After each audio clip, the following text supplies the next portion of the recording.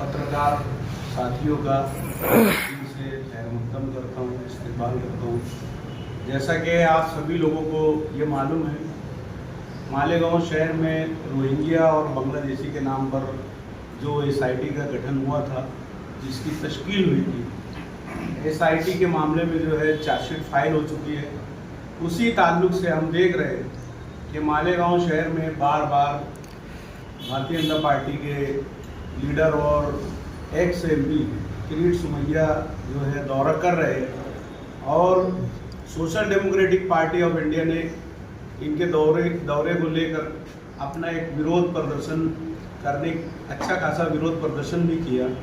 और हम ये समझते हैं कि मालेगांव शहर में अब तक जितने भी तहसीलदार के आदेश से जन्म दाखिले निकले, उनमें एक भी रोहिंग्या और बांग्लादेशी अब तक मिला नहीं है। लेकिन हम ऐसा महसूस करते हैं कि रोहिंग्या और बांग्लादेशी मामले को लेकर मालेगांव शहर में पुलिस प्रशासन हो या मालेगांव शहर की तहसील कार्यालय हो या महानगर पालिका हो, भारतीय जनता पार्टी के लीडर के दबाव में जो है वो काम कर रही है।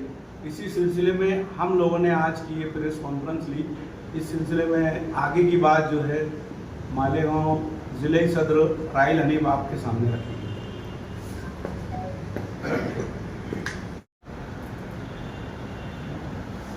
आज जैसा कि मुश्ताक महाज साहब ने आपके सामने शुरुआती बातें, social democratic party of India ने आज ये प्रेस कॉन्फ्रेंस क्यों रखी, किस मकसद से रखी और आगे हमारा क्या लाए अमल होगा, इस ताल्लुक से आज हम लोगों ने आपके रूबरू आकर शहरियान तक अपनी आवाज़, अपनी बात रखने की कोशिश की। हम देख रहे हैं कि गुज़िश्ता जनवरी से कुछ वक्त पहले, जनवरी महीने से कुछ वक्त पहले, भारतीय जनता पार्टी के रियासती नायब सदर और एक्स MP साबिक member of parliament Kirit Somaiya Malegaon में आए। जनवरी से पहले उन्होंने कॉरपोरेशन, प्रांत, तहसीलदार कार्यालय में हाजिरी लगाई और उन्होंने शुबा जाहिर किया कि हज़ारों की तादाद में गैर कानूनी इमिग्रेंट्स, इलीगल इमिग्रेंट्स यानी गैर कानूनी घुसपैठिए मालेगांव में बांग्लादेशी और रोहिंग्या पनागजी हैं, यहाँ पर रह रहे हैं और गलत ढंग से जन्म दाखिले कॉरपोरेशन से इशू करवाकर आगे के डॉक्यूमेंट्स बनवा रहे हैं। फडणवीस साहब ने एक SIT गठित की जनवरी महीने से लेकर अभी तक जून महीने तक लगभग 45 से 50 लोगों के ऊपर FIR हुई, जिसमें 3 अलग अलग CR बने। कुछ लोगों को अरेस्ट किया गया और कुछ लोगों को पुलिस की जानिब से फरार बताया गया। अब इसके अंदर जो हालात बने शहर में, वो सब शहरियार के और आप लोगों के सामने।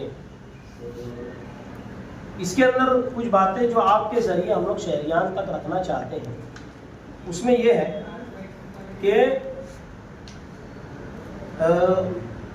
तहसीलदार ये कहता है, अभी जो करंट बात सामने आई, तहसीलदार ये कहता है कि हमारे सिग्नेचर और हमारे सही सिक्के जो है ये बोगस है, ये हम लोगों ने नहीं किए। कारपोरेशन का कहना है कि जो उधर से जवाब आया उस पर हमने ये इशू किया। अब सवाल ये आता है कि जो वहां से ऑर्डर इशू हुआ, वो ऑर्डर इशू किसने किया? नायब तहसीलदार, जो अभी शायद फरार है या उनके ऊपर गुना दाखिल हुआ, जो भी। इसके अंदर एक स्पष्ट हमने बात निकाली है कि अगर उन्होंने अपने दस्तखत से ये जन्म दाखिले का ऑर्डर जो इशू किया था, तो उनको ये पावर 2 लोगों ने दिया होगा, एक तो तहसीलदार ने या कलेक्टर ने। हमारा ये सवाल है कि वो ऑर्डर की कॉपी कहाँ है जो इनको जिम्मेदारी दी गई थी? बाद में आ रही है बात कि नहीं ये बोगस है। अगर ये बोगस है तो इसका फैसला कौन करेगा? सवाल हो गया ना। अगर ये बोगस है तो इसका फैसला कौन करेगा? एसआईटी गठित होने से पहले या जो शुबा वाले ऑर्डर है, इनसे पहले जो ऑर्डर उन्होंने दिए उनको, और जो फेक बता रहे हैं ऑर्डर की कॉपी की फॉरेंसिक जांच करा ली जाए, दूध का दूध और पानी का पानी सामने आ जाए। हमारा स्पष्ट आरोप है कि उन्होंने यानी तहसीलदार कार्यालय ने जो आवक जावक रजिस्टर है इसके अंदर खुर्द किया और शहर के मासूम मुसलमानों को टारगेट करने का काम किया। इसके अंदर प्रांत तहसीलदार, कलेक्टर और कॉर्पोरेशन के भी कुछ अधिकारी मुलव्विस हो सकते हैं, ऐसा हमारा आरोप है।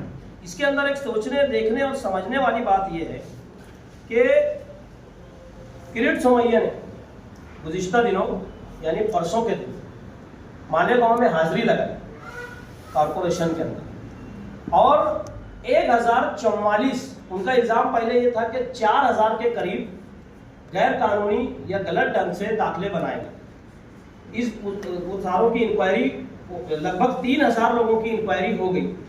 उसमें से एक भी रोहिंग्या, एक भी बांग्लादेशी या एक भी किसी दूसरे मुल्क का आदमी नहीं मिला। तो इससे तो ये स्पष्ट हो गया कि वो 3000 लोगों में कोई बांग्लादेशी नहीं। 1044 का जो मामला अभी परसों के दिन सामने आया, उन्होंने कॉर्पोरेशन कमिश्नर से बातचीत करने के बाद किला पुलिस स्टेशन में जाकर कंप्लेन दर्ज करवाई। वो कंप्लेन क्या थी कि कमिश्नर के ऊपर देशद्रोह का मुकदमा लगाया जाए। अब सवाल ये आता है कि कमिश्नर साहब ने पलट के इसके ऊपर क्या करा या आगे क्या करने वाले हैं। जाहिर सी बात है, कमिश्नर साहब धुलिये से यहाँ आए। माजी में हमने देखा उनके आने से पहले उनकी वीडियो मालेगांव में आ गई, महज 10,000 रुपये की रिश्वत के मामले में। तो एक करप्ट ऑफिसर होता है, वो डरता है। डरपोक कमिश्नर, हमारा एकदम स्पष्ट बोलना है कि डरपोक अगर हिम्मत है तो जाओ उसके खिलाफ कंप्लेन करो, क्यों नहीं करो। इन तमाम मामला को हम गुज़िश्ता 6 महीने से 5 महीने से इस तमाम मामला को हम ऑब्जर्वेशन कर रहे हैं, हम देख रहे हैं। तमाम मामला पर बारीकी से एसडीपीआई नजर बनाए हुए। गुज़िश्ता परसों हमने बार गुज़िश्ता परसों से पहले जब किरीट सोमैया मालेगांव में आए, हमारा स्पष्ट एक कहना था डिपार्टमेंट से कि ये शख्स मुंबई से यहाँ, जैसे एक सीधी सी बात है कि एक आदमी को अगर शुबा हुआ, उसने लेटर दे दिया, एसआईटी गठित हो गई, एसआईटी अपना काम कर रही है। एसआईटी को 6 महीने के अंदर अपनी रिपोर्ट गृह मंत्रालय में सबमिट कराना है, फिर आगे का फैसला जो होगा वो सबके सामने रहेगा। मगर एसआईटी से पहले आकर के बयानबाजी करना, झूठे आरोप लगाना, ये कहां से दुरुस्त है? हमारा तो एसआईटी के अधिकारियों से सवाल है कि आप लोगों की जो कॉन्फिडेंशियल इंफॉर्मेशन है ये इनके पास पहुंचती कैसे? आखिर कौन है जो ये इंफॉर्मेशन, इंटरनल जो ऑफिशियल इंफॉर्मेशन वो लीक कैसे करता है? हमारा स्पष्ट इसके अंदर आरोप है। अब इसके अंदर देखने वाली बात ये है कि कारपोरेशन में जब वो आकर उन्होंने गुना दाखिल करने की बात कही किला पुलिस स्टेशन के अंदर जाकर, कमिश्नर साहब ने कोई एक्शन नहीं लिया, है ना। इन तमाम मामला को हमने देखने और समझने के बाद ये तय किया कि अब इनको पार्टी लेवल पर सामने आकर इनका विरोध किया जाए, क्योंकि इनका आना बंद नहीं होना।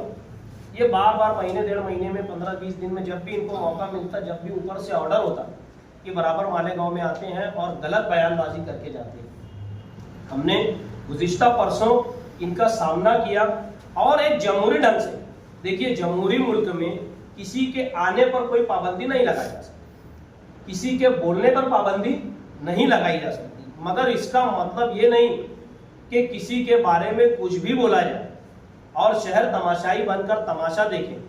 हम लोग तो नहीं देख सकते। इसी की एक कड़ी, ये सबको देखने के बाद गुज़िश्ता परसों हम लोगों ने कारपोरेशन की पुरानी बिल्डिंग के सामने किरीट सोमैया गो बैक के नारे लगाए और एक एहतजाज दर्ज करवाने की हमने कोशिश की, जो टोटली जमहूरी तर्ज पे था।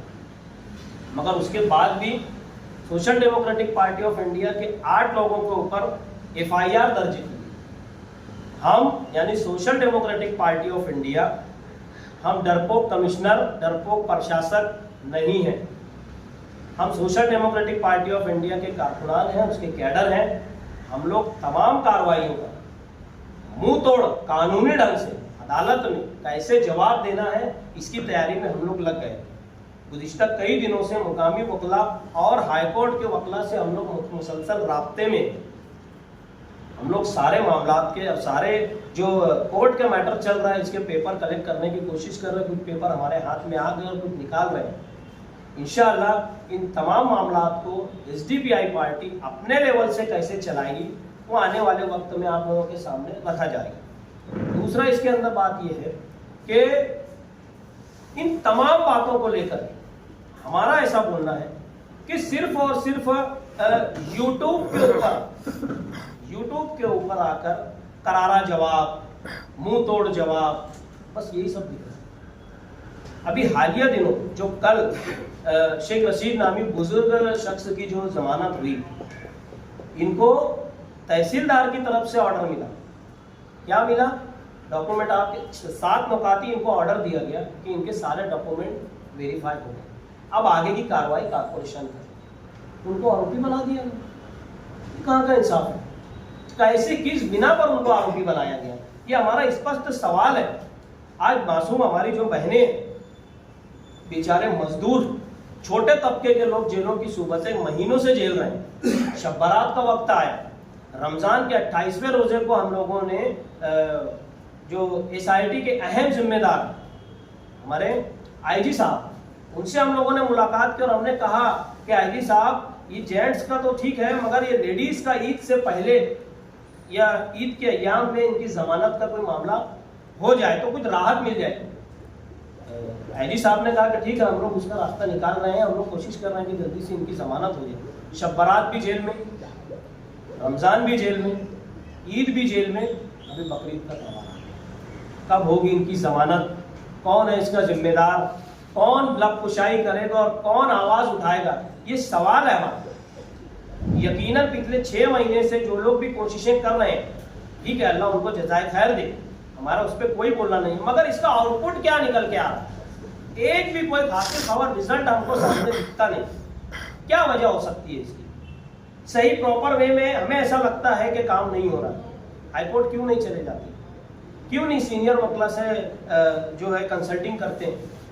हमारा इसके अंदर एकदम सीधा बोलना है कि प्रॉपर वे में कार्रवाई होना चाहिए। इसके अंदर एक आखिरी बात जो मैं कहना चाहता हूँ कि जैसे जितने भी संबंधित अधिकारी इसके अंदर हैं, एसआईटी की तरफ से एक सिफारिश होना चाहिए या एसआईटी की तरफ से इनके ऊपर एफआईआर होना चाहिए कि ये हो कैसे रहा है। एक आदमी कह रहा है कि ये हमने ऑर्डर नहीं दिया, हमने ऑर्डर नहीं दिया, ये हमारा बोगस है और फेक है।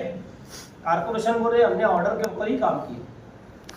जाहिर सी बात है, जो लोग के ऊपर आरोप लगा जो जेल में, इन्होंने कोई भी पेपर हमें नहीं छापा, यहीं से इशू हुआ। तो फिर ये फेक और नकली होने की बात कहां से आती? और अगर आती है, ठीक है, तुम्हारा बोलना है, आती है, तो इसका फैसला कौन करेगा? इसका फैसला फॉरेंसिक ही तय करेगा। अभी अगर ठीक है, ये एसआईटी की कार्रवाई मुकम्मल भी होती है, इसके बाद के अय्याम में लोग नए दाखिले बनवाएंगे, तब फिर ये किरीट सुमैया ये जैसे लोग आकर मालेगांव बोलेंगे ये नकली है और ये ऐसा है वैसा है, कि यही काम नहीं है क्या? अभी गुज़िश्ता परसों जो हमने एहतजाज दर्ज करवाया, ये शुरुआती दौर से हमने पार्टी लेवल पे किया। आने वाले वक्तों में हम इंशाअल्लाह इसको आवामी सतह पर हम चलाकर शहर में आम लोगों को इसके अंदर इन्वॉल्व कर कर जो लोग जेलों के अंदर बंद हैं, हम कोशिश करेंगे इनकी फैमिलीज को लेकर के किरीट सुमैया जब भी मालेगांव में आएंगे हम इनका विरोध करेंगे। अभी बकरीद सर पर है, बकरीद खत्म होने के बाद हम लोग चक्री धरना आंदोलन करने वाले हैं, जिसे चक्री भूख हड़ताल कहते हैं। 3-3 लोगों का हम लोग ये करने वाले हैं। जगह जगह चौक चौराहों पर तख्ती, बैनर, झंडे डंडे के साथ में जो भी गलत काम हो रहा है, चाहे फिर वो किरीट सुमैया हो जैसे लोग हो या और जो लोग जो ऑफिसरान हैं जिनकी मदद से ये सारा हमारा तो स्पष्ट आरोप है कि एक षड्यंत्र है। इसके अंदर मालेगांव के शहर की गरीब मेहनत कश कम पढ़ी लिखी आवाम को टारगेट करके इलेक्शन कॉर्पोरेशन के और लोकल बॉडीज के इलेक्शन सर पर हैं, एक माहौल क्रिएट किया जा रहा है कि मालेगांव में बांग्लादेशी और रोहिंग्या रहते हैं। हमारा दावा है एक भी सिंगल पर्सन भी रोहिंग्या या बांग्लादेशी मालेगांव में मिलने वाला नहीं है। ये सिर्फ एक छछन खेला जा रहा है और social democratic party of India इसका मुंहतोड़ जवाब कैसा देना और इसकी कानूनी प्रक्रिया कैसे करना, इसके लिए हम लोग बिल्कुल भी तैयार हैं। आगे SIT वाले मामले में, रोहिंग्या और बांग्लादेशी वाले मामले में हम लोग कानूनी लड़ाई लड़ने के लिए बिल्कुल भी तैयार हैं। आगे की बात Ibrahim. Social democratic party of India SDPI की तरफ से आप लोगों को यहाँ बुलाया गया है। जो प्रेस कॉन्फ्रेंस रखी गई है, ये बहुत अहम मुद्दे के ऊपर है और मैं आप लोगों के चैनल के ज़रिए, आप लोगों के ज़रिए ये बात को कोर्ट तक, हुकूमत तक पहुँचाना चाहते हैं। पार्लियामेंट के इलेक्शन के बाद से जो मालेगांव शहर के अंदर एक बीजेपी ने जो फिरका परस्त माहौल बनाया है, हम ये देख रहे हैं कि पार्लियामेंट के इलेक्शन होने के बाद किरेट सुमैया कभी आकर के इस शहर को बदनाम करने की कोशिश कर रहा है, तो कभी वो राणे जो बीजेपी का मिनिस्टर है नीतीश राणे, उसने कभी आकर के मालेगांव शहर को बदनाम करने की कोशिश की है। मगर अल्हम्दुलिल्लाह ये शहर सब्र और ज़ब्त के साथ अपनी चलता रहा। जब हमने देखा कि अब पानी सर से ज़्यादा ऊंचा हो गया तो SDPI तहरीक के रास्ते के ऊपर आई है। मामला जन्म दाखिलों का है। आज जब हम जन्म दाखिला बनाने के लिए जाते हैं तो जो लोग आज जेल की सलाखों के पीछे हैं, जिनकी उम्र 60, 50 साल, 60 साल, 70 साल की है, मैं आप लोगों के ज़रिए ये बात वाज़े करना चाहता हूँ कि जब हम कारपोरेशन में जाते हैं दाखिला लेने के लिए तो कारपोरेशन हमें ये कह करके टाल देती है, जो हमारे ऊपर एक इल्ज़ाम है कि कारपोरेशन के अंदर इन दाखिलों का रिकॉर्ड नहीं है।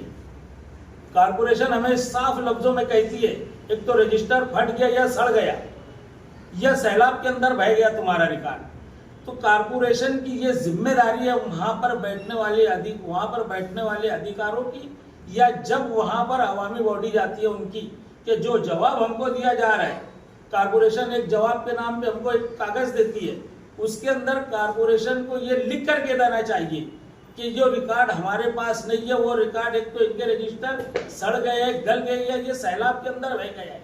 आज कोर्ट के अंदर यही मसला चल रहा है कि इनके पास, कारपोरेशन के पास रिकॉर्ड नहीं है, तो रिकॉर्ड क्यों नहीं है ये वहां पर हमको बताने की जरूरत है। कारपोरेशन ये कहती है कि बह गया, रजिस्टर सड़ गया, और जो केस लड़ रहे हैं वकील, ये बीजेपी का एक पूरा प्लान है। किरेट सुमैया मालेगांव शहर में सिर्फ कारपोरेशन अगर बीजेपी की सत्ता लाने की कोशिश कर रहा है आने वाले इलेक्शन के लिए। उसकी खुली मिसाल है कि किरेट सुमैया एक तोड़ीबाज किस्म का आदमी है, जिसने महाराष्ट्र की बीजेपी के अंदर हुकूमत में बैठ के बड़ी बड़ी तोड़ी की है। उसकी तोड़ी के दो तरीके, एक तो सामने वाले को हरेसमेंट करके वो पार्टी में ले जाता है, या तो उनसे पैसों का लेन देन करता है। तो मालेगांव शहर के अंदर भी वो यही चाह रहे हैं कि मैं यहाँ पर वोटों का सौदा करूँ। जैसे आप देख रहे होंगे कि जितने भी आज बीजेपी के साथ जो लोग जुड़े हुए हैं, वो कभी सेकुलर के नाम पे माने जाते थे। रात में बयान आता है कि वजीर आजम रात में बयान देता है कि ये फला मंत्री के ऊपर 70 करोड़ का आरोप है, दूसरे दिन वो बीजेपी के पाले में चले जाता है।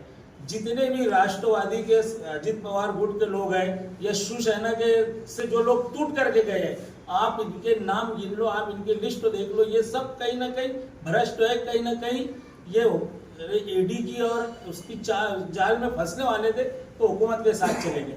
किरेट सुमैया का मालेगांव शहर में यही सौदा है और हम उसके ये सौदे को यहाँ पर कामयाब होने नहीं देंगे। जो वकील केस लड़ रहा है, सरकारी वकील जिसको निमा गया है, ये हमने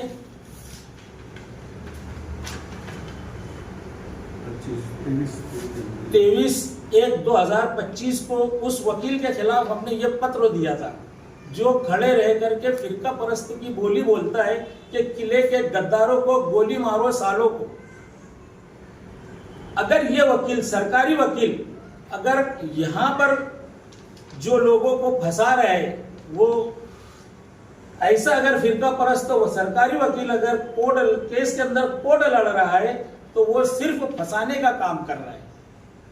हम जज साहब से, महाराष्ट्र के जज साहब से और सुप्रीम कोर्ट के जज साहब से भी हम ये अपील करेंगे, और मालेगांव कोर्ट के सेशन कोर्ट से और ये कोर्ट से भी हम अपील करेंगे कि आप मालेगांव शहर के अंदर जब किरेट सुमैया आकर के जो जिन्होंने बयान दे रहे हैं, जो फिरका परस्ती को हवा दे रहा है, आप इसके ऊपर लगाम लगाए और आप इसके ऊपर नजर रखें। और जो वकील ये केस लड़ रहा है, ये वकील के ऊपर भी आप यानी शहर को और मालेगांव शहर के वकीलों को भी समझना चाहिए कि एक फिरका परस्त वकील, जहां पर वो पैरवी कर रहा है वो हमारे लोगों को सिर्फ फंसाने का काम करेगा।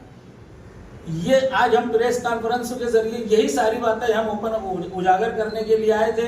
किरेट सुमैया मालेगांव शहर में अगर आना उसके आने के ऊपर हमारी कोई आपत्ति नहीं है, वो 10 मरतबा आए, मगर शहर के अंदर आकर के वो नए नए फितने ना डाले। कभी बांग्लादेशी रोहिंग्या बोलता है, कभी आज हम बताता है वो कि ये बेलगाम के हमले और ये हमले की हमको यहाँ पे शादी की बू आ रही है। तो ये सारी चीजें, ये इल्जाम लगा करके मालेगांव शहर के खास तौर से मुस्लिम मुखालिफ सियासत वो कर रहा है, और हम उसकी मुस्लिम मुखालिफ सियासत मालेगांव शहर में HDPI को बर्दाश्त नहीं करेंगे। इसीलिए आज हमने ये प्रेस कॉन्फ्रेंस रखा है, और वो जब मालेगांव शहर में आएगा HDPI उसका एहतजाज करेंगी। आज अगर HDPI के लोगों के ऊपर एहतजाज करने पर गुनाह होता है तो उतना ही जो कलम हमारे ऊपर लगी वो कलम भी किरेट सुमैया के ऊपर लगना चाहिए।